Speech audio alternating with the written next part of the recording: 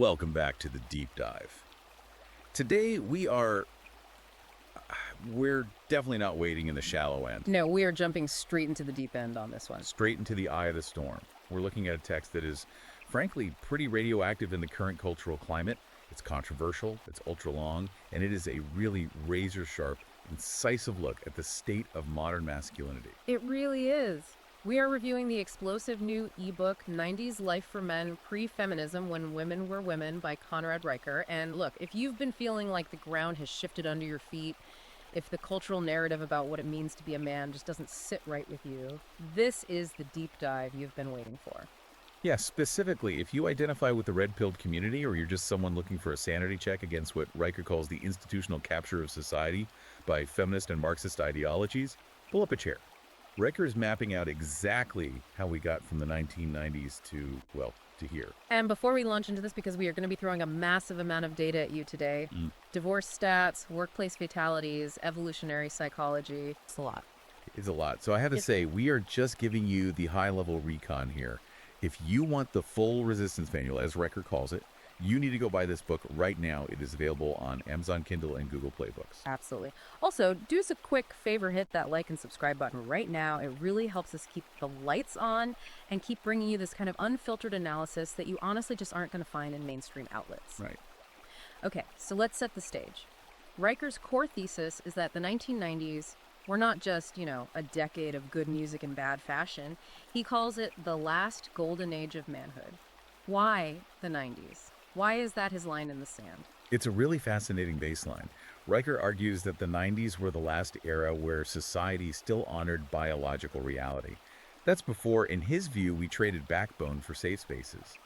He paints this picture of a time when gender roles weren't viewed as these oppressive constructs that had to be dismantled. They were just practical. Exactly, a functional Yeah. division of labor that actually worked. He uses that Ford assembly line analogy, right? Which, it sounds a bit cold when you first hear it, but in the context of the book, he means it as a huge compliment regarding efficiency. Yeah, he's talking about efficiency and stability. He argues that in the 90s, generally speaking, men built things. Bridges, skyscrapers, families, and women nurtured those families. Everyone knew their position on the line. It wasn't about one being better than the other. No, it was about the unit functioning to produce a stable society. When you strip away those roles, Riker argues you don't actually get equality, you get chaos. You get a machine where the gears are just grinding against each other because no one knows who is supposed to be doing what anymore.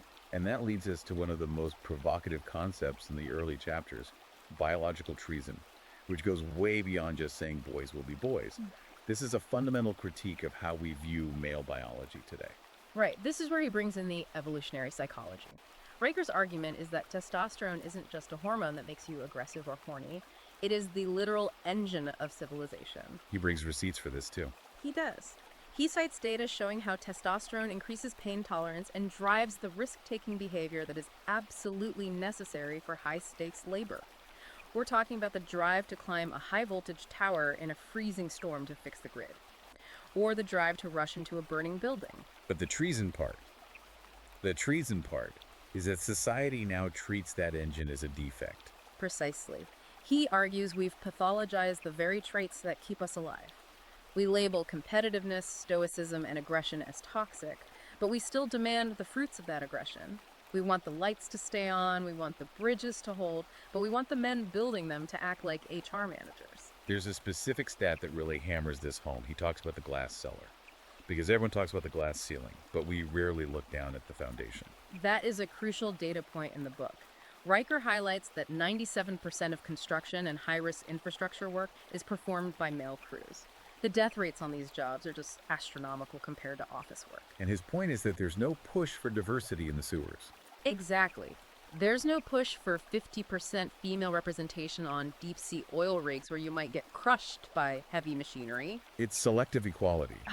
We want the corner office, but not the coal mine. That's the exact phrase he uses. We want equality in the air-conditioned boardroom, but we're perfectly happy to leave the dangerous, dirty, lethal jobs to men. And Riker connects this hypocrisy directly to what he calls the capture of institutions. Meaning the shift away from merit. Right. He argues we've moved from a meritocracy where the most competitive person got the job, regardless of anyone's feelings, to a system ruled by DEI initiatives. He uses Boeing as a case study here. And that is a terrifying connection to make, linking corporate ideology to actual engineering failure.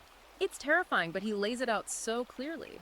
He traces the timeline of when major corporations like Boeing shifted focus from engineering excellence, which, as he points out, is often a ruthless testosterone-driven obsession with mechanics and perfection, to prioritizing ESG scores and diversity quotas. Because gravity doesn't care about your ideology. Exactly. When you prioritize quotas over competence, things literally start falling out of the sky. The 737MX disasters, in his view, are the downstream effect of suppressing that traditional masculine drive for mechanical perfection in favor of political correctness. So that's the workplace. But Riker suggests this suppression starts way earlier. He calls the education system the indoctrination pipeline. And honestly, looking at the data he presents, it's hard to argue against it. This section is going to resonate with a lot of fathers listening. Riker argues that schools have effectively declared war on boyhood. He breaks down how natural male behaviors like fidgeting, high energy, roughhousing, competitiveness, they're no longer seen as growing pains. They are diagnosed as disorders. We are medicating personality traits just because they don't fit the quiet classroom model. We are medicating masculinity out of existence. He cites the massive disparity in ADHD prescriptions between boys and girls. But the anecdote that really captures the absolute insanity of this zero-tolerance culture is the Pop-Tart gun. Oh man, I remember this. A kid got suspended for chewing a pastry into a shape that vaguely resembled a pistol, right? A 7-year-old boy, suspended. Riker uses that to illustrate just how fearful the system has become of anything even remotely resembling male aggression. It's not about safety. A pastry cannot hurt you. It's about conditioning. Yes. It's about signaling to that boy that his natural instinct, even in innocent play, is bad and dangerous. Riker argues we are stripping boys of their nature before they even hit puberty, sanding down their edges to fit them into a box that was essentially designed for the temperament of girls. And the result, he argues, is that we send these boys out into a world that is still harsh and competitive, completely unprepared. They've been trained to be compliant in a world that requires them to be dominant to survive. Which segues perfectly into the legal and economic meat of the book, because if the school system is the jab, the family court system is the knockout punch. Riker uses the term economic castration. It's a very visceral term, but he backs it up with some extremely heavy stats regarding divorce. He really does. He focuses heavily on no-fault divorce. The data he cites suggests that women initiate somewhere between 70 to 80% of divorces. That is a massive skew. But the kicker is the financial aftermath. He claims men pay roughly 97% of alimony. So if you look at that as a business transaction, one party has the power to break the contract at any time, for any reason, and the other party is almost guaranteed to pay the massive financial penalty. Exactly. Riker views marriage under current laws as a literal liability trap for men. And it gets darker when he discusses the Silverman strategy. Right, explain there for the audience. That refers to custody battles. Yes, it refers to the legal tactic of using false or exaggerated accusations of abuse to gain immediate leverage in custody or asset disputes. Riker points out that the system is heavily biased toward protecting the accuser first and asking questions later. So if a woman wants the house and the kids, the quickest route is a temporary restraining order. Even if it's overturned later, the status quo has been set. The father is physically out of the house, and he is entirely on the defensive, legally and financially. And once the father's out of the house, we hit the fatherhood crisis. This was honestly the hardest part of the book to read. Yeah. The stats on what happens to kids without dads are just staggering. They're undeniable. Riker cites that fatherless homes produce 85% of youth prisoners and 71% of high school dropouts. He calls this state-sponsored kidnapping. Wow. He argues that the tender years doctrine, this old legal presumption that mothers are inherently better caregivers, has effectively erased fathers from the family unit, reducing them to weekend visitors and walking paychecks. He paints a very vivid picture of the disposable dad, the guy living in his studio apartment or his truck, working massive overtime to fund a household he isn't even allowed to enter. It ties back to the Medusa effect, or what he also calls the double bind trap. This is a crucial concept for the listener to understand. Riker argues that society is completely schizophrenic about what it wants from men. How so? Well, on one hand, in a crisis like 9/11, we worship the stoic protector. We want the firefighter who charges up the stairs without weeping. We want the soldier. We want men to be tough, disposable, and brave. But in daily life, That exact same stoicism is labeled toxic or emotionally stunted. So you have to be a warrior when the building is burning, but a sensitive poet when the dishes need doing. And if you can't switch that off instantly, you are the problem. Correct. Riker argues you cannot have it both ways. You cannot shame the aggression and drive that builds civilization and then expect it to be there on demand when you need saving. He says men are checking out because the game is rigged to punish them regardless of what move they make. Speaking of checking out, let's shift to the dating apocalypse. Because if the marriage market is a trap, Riker argues the dating market is an absolute wasteland. He dives deep into sexual market value. This is the red pill core of the book. Riker analyzes data from apps like Tinder and Bumble to prove what he calls female nature regarding hypergamy. Hypergamy being the instinct to date across or up the socioeconomic hierarchy. Right, and the numbers he presents are just brutal for the average guy. He cites data claiming that on dating apps, women swipe right on only roughly 4.5% of men. Wait, let that sink in for the listener. 4.5%. That means 95% of men are essentially invisible to women on these platforms. Conversely, men swipe right on over 50% of women. Riker argues this creates a winner-take-all economy. The top tier of men, the top 4 or 5%, the chads as the internet calls them, are getting almost all the attention. The bottom 80% of men are fighting for scraps. It completely distorts the reality of men's value. And yet, the narrative sold to women is that they can have it all. Riker is pretty savage about the whole career woman narrative. He really takes it apart. He discusses the fertility cliff and the epiphany phase. He presents data on IVF failure rates and surveys showing the reported unhappiness of career-focused women post-35 compared to traditional homemakers. The argument being that feminism sold them a false promise. Exactly, telling them a corporate title would fulfill them more than a family. Riker argues that biology eventually hands them the bill, but by then, the good men they ignored in their 20s have either checked out or moved on entirely. And he anchors this in David Buss's research, right? This isn't just his opinion. He's claiming it is biologically hardwired. Yes. David Buss's study of 37 cultures is the cornerstone here. The research shows that across every culture and every time period, women prioritize resources and dominance. They want a provider and a protector.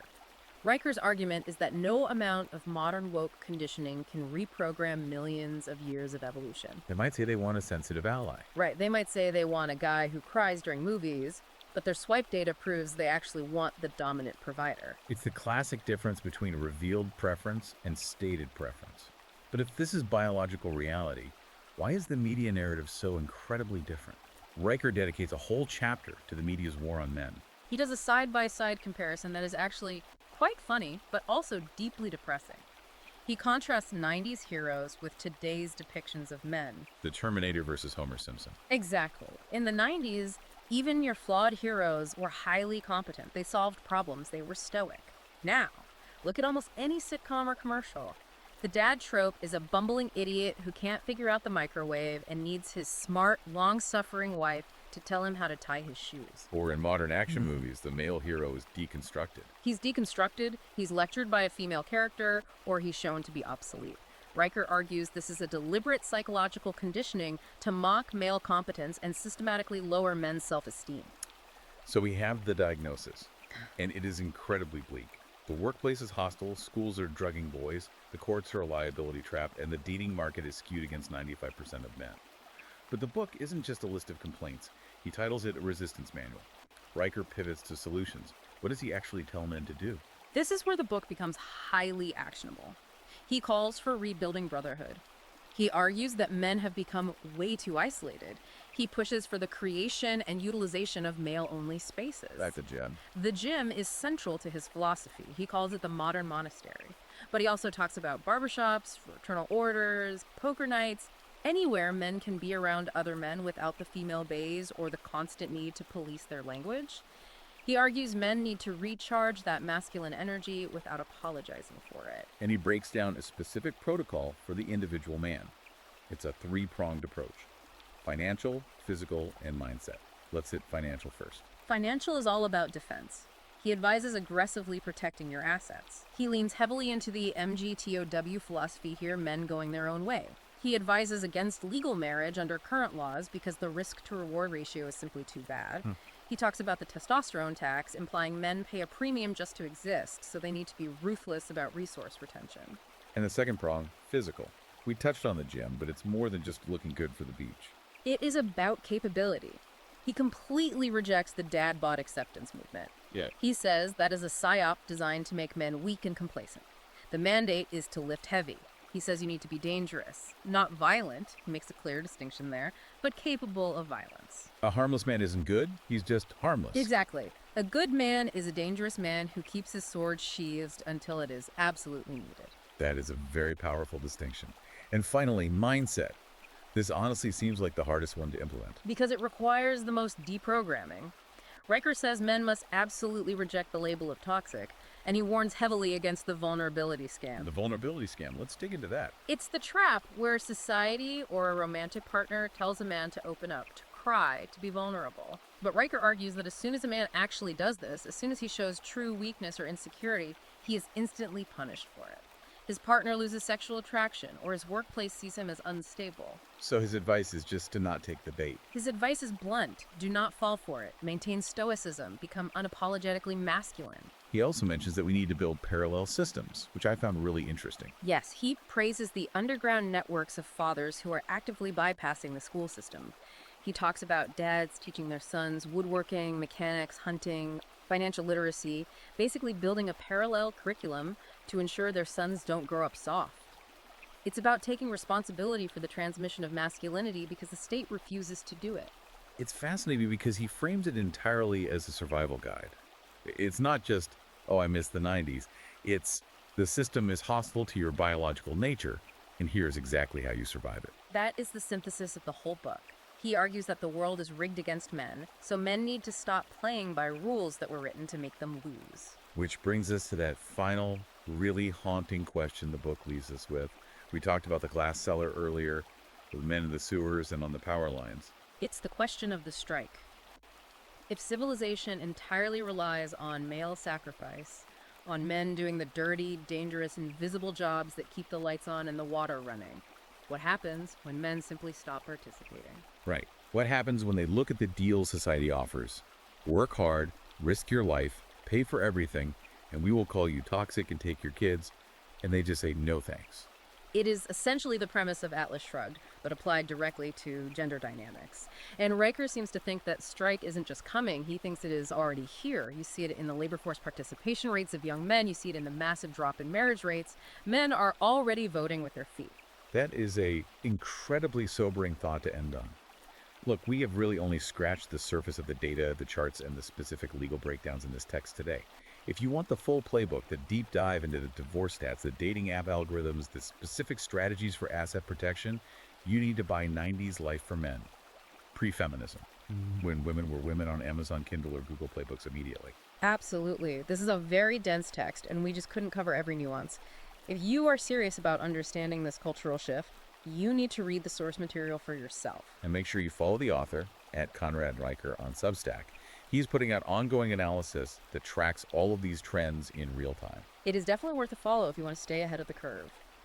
That is it for this deep dive. Do us a favor, like, subscribe, and share this with a friend who really needs to hear the truth. See you next time.